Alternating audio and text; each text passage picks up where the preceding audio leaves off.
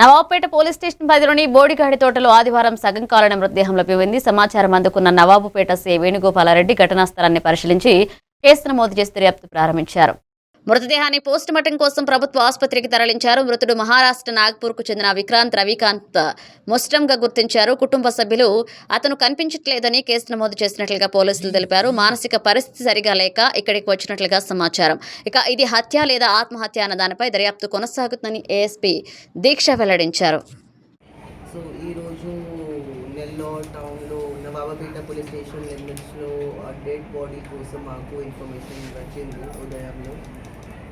ఈ పర్సన్ పేరు విక్రాంత్ రవికాంత్. ఈ నాగ్పూర్ నుంచి ఇక్కడికి వచ్చారు. తర్వాత ఈ పర్సన్ ఇక్కడ సిఎన్జి గ్యాస్ బంక్ మెషిన్ నాగ్పూర్లో పని చేశారు. బట్ కానీ కొంచెం డిప్రెషన్ కోసం, చాలా డ్రింకింగ్ కోసం మైండ్ డిప్రెస్ అవుతుంది. కాబట్టి నిన్న రాత్రిలో ఆల్మోస్ట్ అరౌండ్ 2:33 AM-కి గ్రేవ్ యార్డ్ దగ్గర వెళ్ళి అక్కడ ఏం జరిగింది ఇది ఇన్వెస్టిగేషన్ చేసి నేను చెప్తాను. కొంచెం డెత్ రీజన్ సస్పీషియస్ ఉంది, ఈ suicide or something else. But కానీ more possibility of suicide.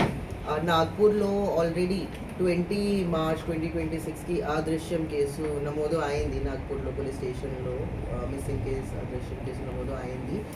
So like already depressed in home. సిస్టర్తో మాట్లాడాము. ఆ సిస్టర్ చెప్పారు ఆల్రెడీ మేడం డిప్రెస్ అయింది.